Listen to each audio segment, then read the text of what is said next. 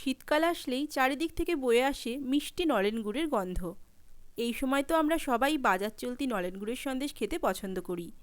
চলুন আজ বাড়িতেই খুবই অল্প উপকরণ দিয়ে নলেন গুড়ের সন্দেশ বানিয়ে নিই। নমস্কার, আমি সুপর্ণা। আবারও একটি নতুন রেসিপিতে আমার রান্নাঘরে আপনাদের সবাইকে স্বাগত জানাই।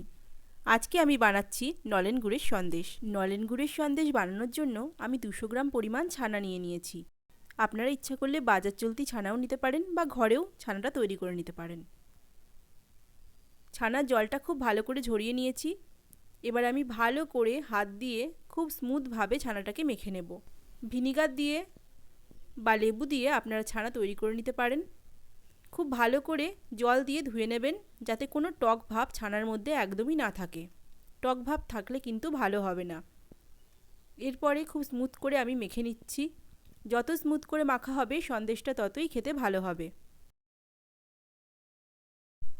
এখন আমি গ্যাস ওভেনে একটা কড়াই বসিয়ে দিয়েছি আর নিয়ে নিলাম হাফ লিটার পরিমাণ দুধ। দুধটাকে আমি ভালো করে গরম করে নেব। দুধটা ভালো করে গরম হয়ে গেছে, এখন ছানাটা দিয়ে দেব। সমস্ত ছানাটা দিয়ে দিয়েছি। এখন খুব ভালো করে ছানাটাকে দুধের সাথে মিশিয়ে নেব। সমানে নাড়াচাড়া করে ছানাটাকে দুধের সাথে মিশিয়ে নেব, যেন ভেতরে কোনো লাম্পস বা দলা না থাকে। খুব ভালো করে মিশিয়ে নেওয়ার পর এখন আমি দিয়ে দিলাম নলেন গুড়। মিষ্টিটা অবশ্যই আপনারা আপনাদের পছন্দ অনুসারে ব্যবহার করবেন। আবারও খুব ভালো করে গুড়টাকে মিশিয়ে নেব। খুব ভালো মতো মিশে গেছে আর অনেকটা ঘনও হয়ে এসেছে, প্রায় শুকিয়ে গেছে। পুরোপুরি শুকিয়ে গেলে চলবে না, ভেজা ভাব থাকতে হবে। আর নামানোর আগে দিয়ে দিলাম 1 চামচ পরিমাণ ঘি। এবার গ্যাসের ফ্লেমটা বন্ধ করে নেড়েচেড়ে নামিয়ে নেব। খুব বেশি শুকিয়ে ফেললে কিন্তু সন্দেশ তৈরি হবে না, ভেজা ভেজা অবস্থাতেই নামিয়ে রাখতে হবে। এখন একটা থালার মধ্যে আমি সামান্য ঘি ভালো করে চারিদিকে লাগিয়ে নিলাম। এখন আমি সন্দেশটাকে বানানোর জন্য পাত্রের মধ্যে নামিয়ে নিচ্ছি।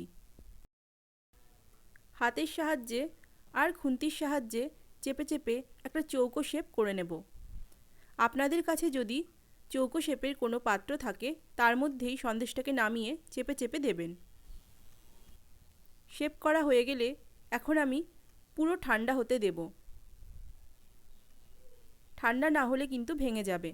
সম্পূর্ণ ঠান্ডা হয়ে এসেছে আর এখন আমি ছোট ছোট করে সন্দেশের মতো করে ছুরি দিয়ে কেটে নেব।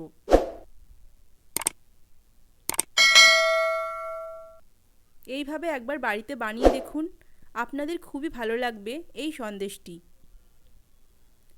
আর ভালো লাগলে অবশ্যই একটি লাইক করে দেবেন, সাবস্ক্রাইব করে আমার চ্যানেলটির পাশে থাকবেন। সবাই সুস্থ থাকবেন, ভালো থাকবেন। আবারও তাড়াতাড়ি দেখা হবে আপনাদের সাথে।